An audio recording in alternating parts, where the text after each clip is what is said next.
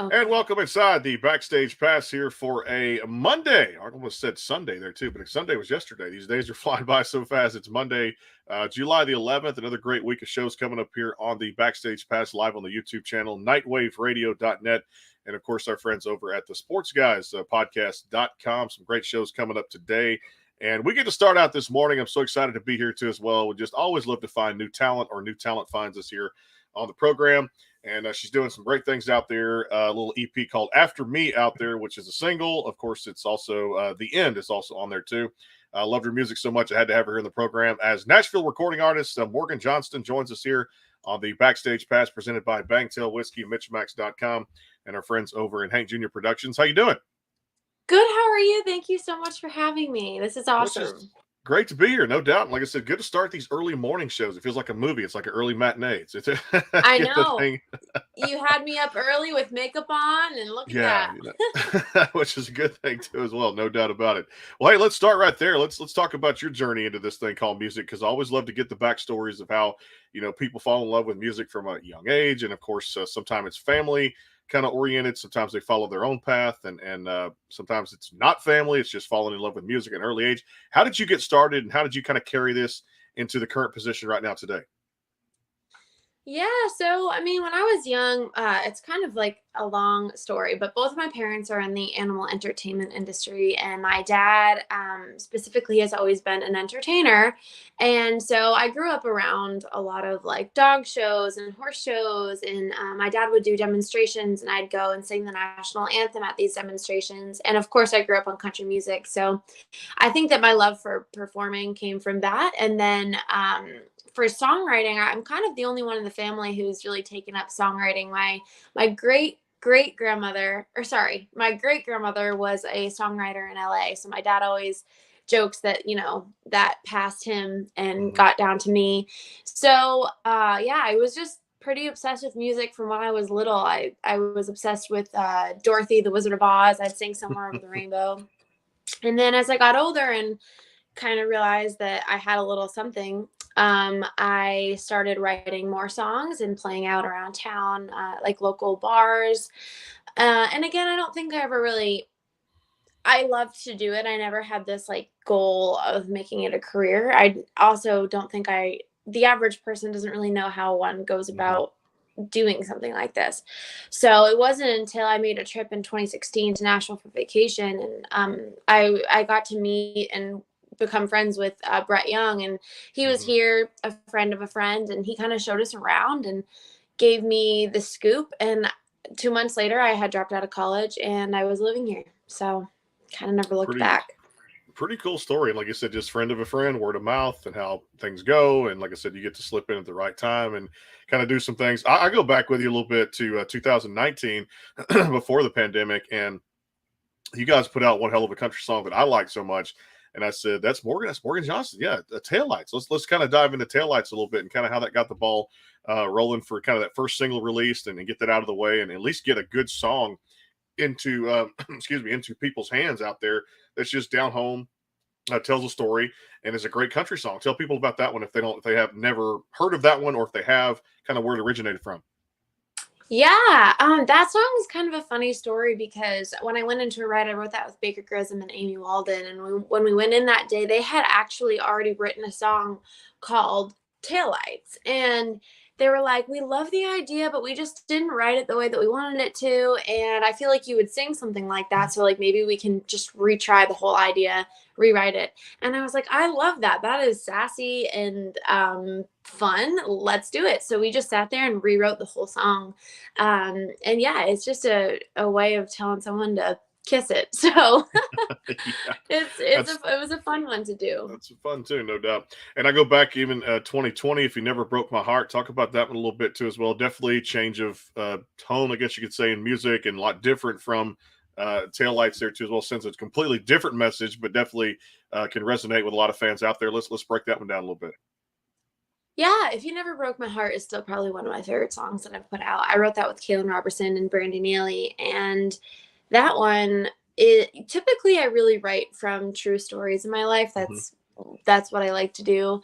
And this one was kind of a combination of all of our stories together, but I just love the idea of everything in life happens for a reason. And even though that, you know, love doesn't work out sometimes, it all happens so that you end up where you're supposed to be in the end. And I just like love that overall message. So I was very excited to put it out. It was a fun one. Love the music out there too. And I tell people just, like I said, across all the digital platforms, make sure you go check it out because it's more than just the two songs right now. Let me get this kind of from you too. Musically influenced growing up, who was kind of like your your artist, the person you kind of went to and said, man, I listened to this band, this solo artist. It could be a collaboration of a lot of things. And a lot of people today even have a lot of different genres of music they listen to growing up. What were yours? I listened to primarily country. Okay. I grew up on the Chicks, Shania Twain, George Strait, very much 90s, 2000s country, Rascal Flatts. And then I would say that as I got older, probably a primary influence would be Casey Musgraves. I have listened to all of her records from the very first record to the very last one and seen it evolve. And I was such a big fan of her, like same trailer, different park, or whatever that record was. All of those like very witty, real life songs. I just thought that they were so cool, and so she's been a huge influence on me. I also love Maren Morris and Ingrid Andress and a lot of the up and comers too, because I just respect the grind so much. Yep, and those two ladies know all about the grind. And of course, any musician out there knows about the grind too. The thing called music. It's always a lot of things that go on behind the scenes, no doubt. Well, I tell you what, I love the current songs that are out there right now. After Me, and of course, The End across all the digital platforms. So make sure you guys go check them out. I want to talk to you about that album cover too, because I thought that was really cool. With like, you could see the sky, and you're kind of faded in the background. You got kind of that black kind of feeling. It's kind of like just it's there, and it's a really cool album cover. So I want to talk about that a little bit. First, I want to have you play one for us here on the show here. Again, it's the Backstage Pass. I'm assuming After Me is up first. Sure, yeah. Okay. I'll do that for sure. No problem. Let's do that one. After me, you take time to call your mom back. See the greenery in your own grass. Found a place to plant your feet. After me, you don't spend your weekends clocked in. Finally took that trip to Boston. Yeah, I wish I could have seen this version of you back when I was yours. No, it ain't that you weren't good enough before. But if I had you after you had me, bet you would have loved a little differently. I'd have the man I knew you could be. If I had you after you had me.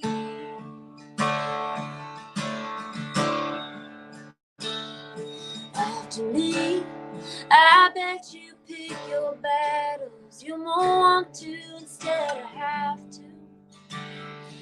Ain't a promise you don't keep.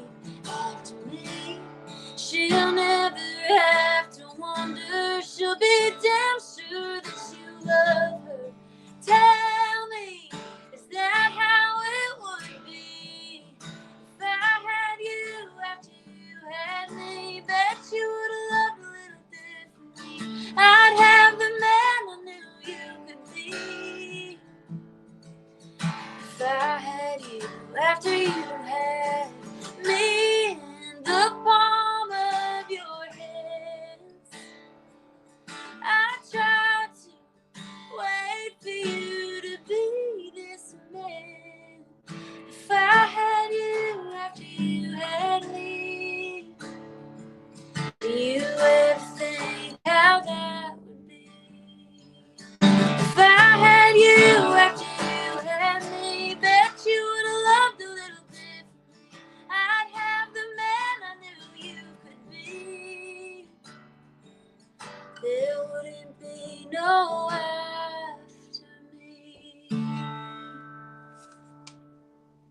mean, I love the tone in your voice. I tell you, that's one of the things that really attracted me to you back there years back. It just we talked about just so much of the great music out there too, and I'm going to break down all these songs. But Taillights was fantastic. After Me, just that delicate tone in your voice and really just telling the story. It's Oh, just that's so very sweet. Thank you so well. much. That means a It's lot. natural talent that you have out there too. At the same time, that's one reason we had to have you here on the program to talk about that. And of course, we're going to break down more of the album cover of After Me, which is out there across all the digital platforms.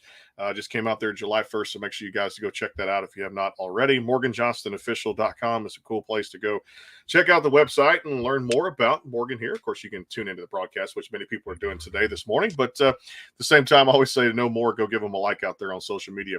We're going to take a quick time out here for pay some bills here on the broadcast. We'll come back after a word. Don't forget today at 1:30, we're going to talk some baseball. MLB Network Radio, Mike Farron is going to join us here on the broadcast, break down some baseball, of course, Astros and MLB, and of course, trade deadline coming up August 2nd. And then at 2:30 today, Janelle Arthur is going to stop by. We'll talk about her latest single and, of course, some of the projects that she's working on here. It is the Backstage Pass. Hang tight. A word from Bangtail Whiskey and her friends over at MitchMacs. We're coming right back. The Bangtail pour is comprised of a sweet corn mash base. The front has a subtle sweetness and not too sharp. It has notes of a medium char or white oak for a smoky flavor in the middle, and the tail has a super smooth and warm finish.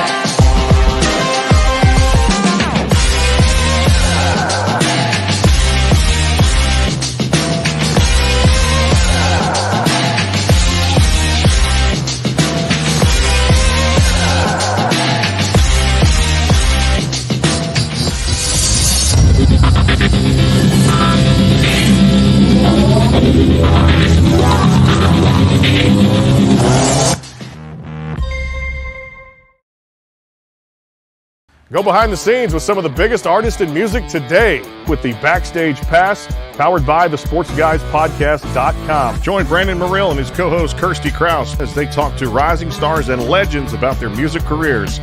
Listen to their latest tracks and learn fun facts about the men and women behind the music you love. And be sure to tune into the Backstage Pass Monday through Friday from 3:30 to 6:30, powered by the SportsGuysPodcast.com. And welcome into the Backstage Pass. And back here on the show, of course, coming up 1:30 today, Mike Farron, MLB Network Radio. We'll talk about all kind of things, Major League Baseball, trade deadline, Astros, and, of course, the All-Star break coming up in Los Angeles next week. And then Janelle Arthur at 2:30 today. Tomorrow, the group Dazzy is going to join us from Nashville, of course, just trio of ladies out of Australia. Looking forward to talking to them. And then one of our favorites here on the show, Brianna Dominica, is going to stop by at 3 o'clock tomorrow here on the Backstage Pass live on the YouTube channel and, of course, at the SportsGuysPodcast.com. You can also check us out at NightWaveRadio.net. Back here with Morgan Johnston on the Backstage Pass, presented by our great sponsors out there, Bangtail Whiskey, MitchMacs.com, and, of course, Hank Jr. Productions. So let's break down the song After Me. Was it kind of an easy good feel? Was it one of those songs that just kind of came together quickly? Did it take some time to work on? And I'm sure that's one that did you have a hand in writing that one? Yeah, it's a true story for me.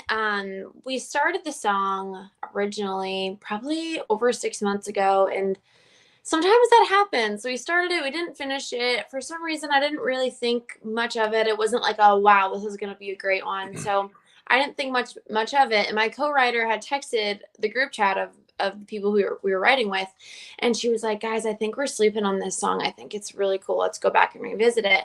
And when we revisited, I was like, oh my God, how did I not see this? So let's totally finish it. And by the time we finished it, I was so in love with it that I had added it, because we didn't finish it too long ago, maybe 3 months ago. Mm-hmm. And yeah, by the time we had finished it, I had added it to the project. I had to call my producer and squeeze it in and all that stuff. But I'm now it's one of my favorite songs ever. Beautiful song. It sends a beautiful message, and of course, people can definitely resonate with that. Let's talk about the other one out there on the little two track song EP you got out there, "The End." Let's get the backstory of that one, and I thought that was another just lovely song you put out. It really sends a great message, and definitely for people out there that check out After Me, "The End" is one of the second songs that get to choose off of there too to check out. Yeah, thank you. So The End is the first love song I've ever put out. I don't know, I just haven't been a big love song girl this far in my life, which who knows? It just has never really been my thing. But I think that the thing about love songs for me is I don't like them to be too bubbly. I want them to Mhm. be real and have a realness factor because love is sweet and bubbly and all that stuff, but there is some realness to love. And I think part of the realness in the end is the hesitation part of meeting the person that you think is, going to be it for you. Of course, Mhm. it's exciting, but I think that everyone has also been like, oh, wow, is this going to be it? Oh, am I ready for that? Like, holy wow, that's a lot. But yeah, so I just really love that it kind of gives that touch of realism, and is still flirty and fun. It definitely is, no doubt. Flirty and fun is a great way to describe that particular tune. Tell me about that album cover because I talked a little bit about that when I kind of was given that description of the clouds, and of course you got your hands kind of up, back there, right through the hair too at the same time, and of course it's got that faded kind of almost not say dark look to it, but there's some things where people can listen to the songs. You talked about the end being kind of flirty and fun, but even After Me, there's things we've all been through something like that in our lifetime with relationships or things like that. Yeah. How did you guys go about choosing the album cover, and who designed it for you? Yeah, so my best friend from childhood and I and my roommate, who's also my co-writer and other best friend, we all flew out to Joshua Tree, California, because my dad has a house about an hour away. Hmm. And we rented an Airbnb. And my friend from home, her name is Julianne Tattlebaum, and she is a photographer. So she took all the photos. My roommate, who's also my co-writer on mostly all these songs, designed the artwork. Her name is Lydia Dahl, and her company is called Dollhouse Design. Hmm. And so, yeah, it's kind of like a very small, intimate group of people creating everything between writing the song, taking the pictures, Hmm. and designing all of the artwork for it. It was well done, no doubt about it too. I loved it. And that's the Thank single. The you. single art cover was beautiful for After Me. I love that one.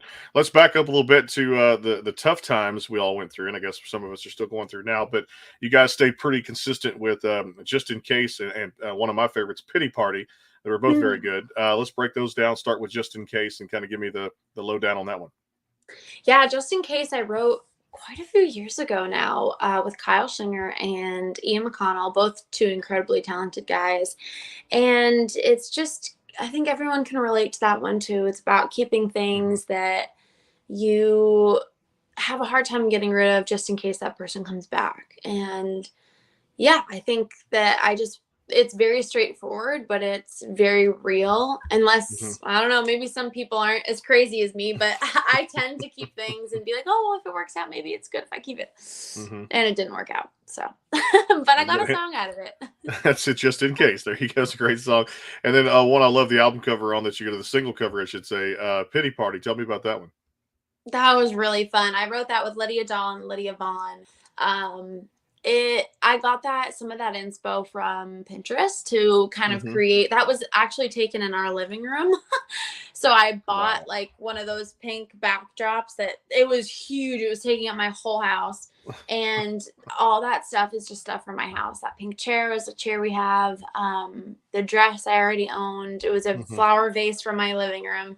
And then I just bought like a bunch of sparkles. So it was really fun. That song is just helping give me a little bit of an edge and a little bit of the funness, bring funness into my Hmm. music. Which I like. A lot of the music tends to have that, like you said, fun, flirty, which the end had too, no doubt. And of course, After Me, just beautiful vocals, and a lot of the music that you put out there is just definitely fun to listen to, no doubt. That's what I loved about it so Thank you. much. And people need to go check it out if they haven't done that. And of course, MorganJohnstonOfficial.com is out there for the website and across all the socials that you guys can find out there. Well, I tell you what, I'm going to turn it over to you again. And I always say dealer's choice here on the program. You have so many great songs. Could pick my favorite, but I've got several favorites. For the second one, what are we going to hear? Let's do Pity Party. What do you Okay, think? let's do that one. All right, I All love that right. one too. So All right, cool. Got it. here we go.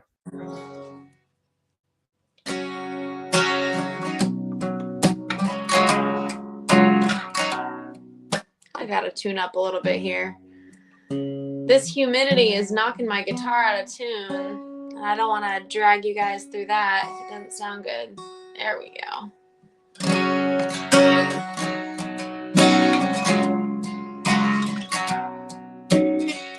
Yeah, I know I gotta quit talking about you. All my friends are other eyes whenever I do. But I never got a single sorry from you, so I'm sorry for myself. Yeah, I know I shouldn't only play the sad songs. They keep me thinking about the way you treated me wrong. Yeah, I swear one of these days I'm gonna move on. I'll be fine as hell when my pity party's over. But it ain't over yet. You won't see me sober. My pity party dress. I'm gonna get drunk so I end up crying on my shoulder. I'll get my shit together when my pity party's over. It's my party and I cry if I want to, as long as I want to, as long as I want you. It's my party and I cry if I want to. I take a shot for every time you cross my mind. Maybe kiss a couple strangers if I want. I don't care about saving my reputation tonight, but tomorrow I might. My pity party's over, but it ain't over yet. No. You won't see me sober. My pity party dress. I'm gonna get drunk, go out and end up crying on my shoulder. I'll get my shit together when my pity party's over. It's my party and I cry if I want to, as long as I want to, as long as I want you. It's my party and I cry if I want to. Throw confetti, dance around while I'm steady breaking down. Who knows how long it'll go? Yeah, I'll let you know when my pity party's over, but it ain't over yet. No, you won't see me sober. My pity party dress. I'm gonna get drunk so I end up crying on my shoulder. I'll get my shit together. Yeah, I'll get my shit together. Yeah, I'll get my shit together when my pity party's over. It's my party and I cry if I want to, as long as I want to, as long as I want you. It's my party and I cry if I want to.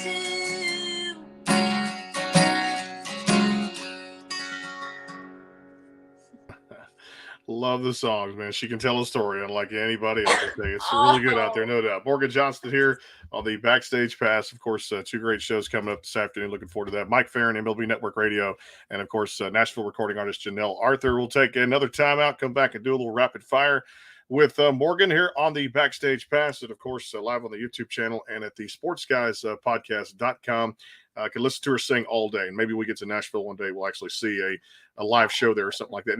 In and around the area would be nice, no doubt about it. So I'd love to attend one of your live shows. I think it'd be an honor to be able to do that and just hear all the songs, man. We may have time for another one. You just never know here on the show what we're going to do. That's the best part about it. Quick timeout for Bangtail and MitchMacs, and of course Hank Jr. Productions. We're back in the flash here. It is the Backstage Pass with Morgan Johnston. Hang tight. The Bangtail pour is comprised of a sweet corn mash base. The front has a subtle sweetness and not too sharp. It has notes of a medium char or white oak for a smoky flavor in the middle, and the tail has a super smooth and warm finish.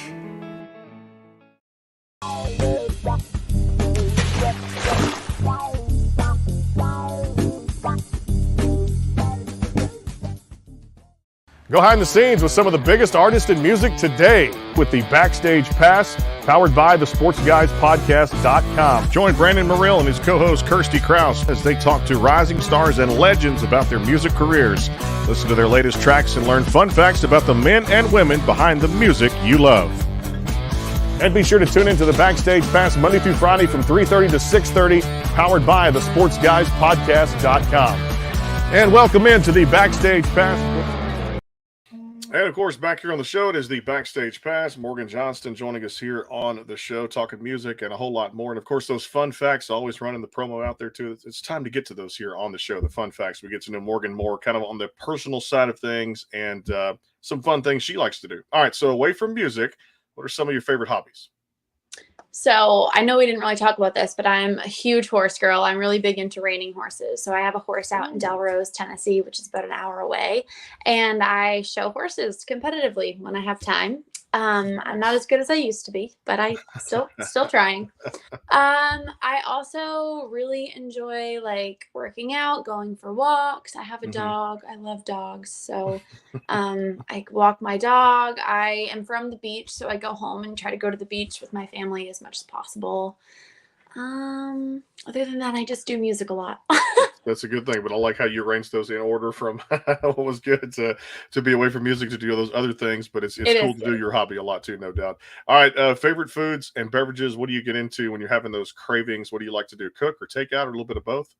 I love cooking. That was kind of a newer thing as far as like after COVID, I got really into cooking during COVID. Before I would burn like mac and cheese. But I personally go down a spiral of like those TikTok meals that go viral. Like if there's a TikTok meal that's been viral, I've probably made it. But my go-to guilty pleasure, like a good spaghetti and meatballs dinner, right up my alley. If I'm like trying to be bougie, lobster, love lobster. But like every day I just like love fruits, like watermelon, grapes, things like that. I like that. It's something we need to probably eat a lot more these days. Of Fruits and vegetables that we don't get a lot of too, especially where I live here in Texas. It's always like, what's good on the barbecue side, what's good on the fried side, or what's not good for you that you can have again fast food wise. But I'm trying to definitely do a little bit better. Of course, sometimes you get dragged into it. It's just you get pulled in, and you've been there. You know what that's like too. Especially we're going to this restaurant tonight. Man, right, exactly. I only have one thing I like from there, and it's always the same routine dish I get. And I can be a creature of habit when it comes to like takeout food. Yes. I'm like, I trust that I know this is good and I'm not going to branch out. That's exactly. Or pick something else on the menu that you know is your go-to dish when you go to the restaurant, one of your favorite places too. Like I know one of mine is a seafood place. And every time I go there, it's the chicken and sausage gumbo. I have to have it. It's good. Gumbo. Yeah. Gumbo. I never had gumbo until I moved to the South. Well, there you see something to educate you on there too. Which honestly, what did you have it in Tennessee? Was it more Texas, Louisiana? What? I actually had it in Alabama for the first time. I played a show in Alabama and they were doing like cookout style. Like it was really cute. Everyone was bringing their own like dishes and they're like, do you want some? So this woman had made gumbo and I was like, oh my God, that looks amazing. Let me try it. I've never had it. And she was like, you would have thought I had sinned. She was so upset that I had never tried gumbo before. But yeah, so it was amazing. It was very good. That's good stuff right there. And like I said, never forget that first time you try something that you like and you put your lips on it. You're like, man, I'm gonna do that again. No doubt about it too as well. Yeah. Let me ask you this. This is always a fun thing. Is there a dream destination place to do a performance from or just to travel to vacation wise? So I was supposed to go to Italy in May and then my mom got sick, but she's better. But that kind of threw it off. So I definitely do want to go to Italy someday, but kind of big dream bucket list is two of them. Thailand. I really want to go to Thailand and I want to see the elephants. And I also really want to go to the outback of Australia. Oh yeah. I don't want to just do Sydney. Like that would be cool, but like I want to go see the crazy animals in the outback, which is probably dangerous, but hey, that's my brother. He wanted to do that before, and he said, "I'm going to go to the Outback." I said, "Hey, pay the money, go do it. It's a once in a lifetime experience, and you'll never regret it." So I told him, I said, "If you ever get a chance to do that, you might want to go ahead and put that out there, and just like I said, spend the money and go do it." I don't know if he did or hasn't or postponed it, but I know it's still on his bucket list to do. All right, let's say Morgan won one of the big lotteries tomorrow, Mega Millions, Powerball, something like that. What's the first thing she'd do with the money? Cash option, knowing you're going to get it all up front. I'd 100% buy my parents' houses. That's for sure the first thing I'd do. I would buy them homes. And then I would probably buy a tour bus. Okay. So that I could, and I would take all of the money so I could go play shows around the country without being strapped down by any sort of extra job. Yeah, I know the feeling with that too at the same time. Yep, everybody has their succession of things they would do in order, kind of, for if they were to hit the lottery. I am playing a little bit more now, so you can't win it unless you're in it, but I'm playing a little bit more each and every day, so Oh, it's a good thing. I get scratch tickets every Christmas, so I'm always just hoping, Just getting there, no doubt. All right, I love this one. Did you ever kind of remember or kind of know, if you don't know the title of it, do you know what the song was about? The first one you ever wrote, title of it, or what was it about? And kind of when did you do that? Do you remember that? I do remember, and it's embarrassing. It's embarrassing. Yeah, I wrote it about my first kiss, and it's the actual date. Like, the name of the song is like the day that I had my first kiss. And the whole song is like about the story about the kiss. I can't even talk about it. It makes my like skin crawl. So that's what I did. A typical like teenager fashion, And that's the first one that I remember. I'm sure that I was writing some before that, but that's the first one that like stuck in my mind. Yeah, very embarrassing. My dad heard it, so I'm sure he was like,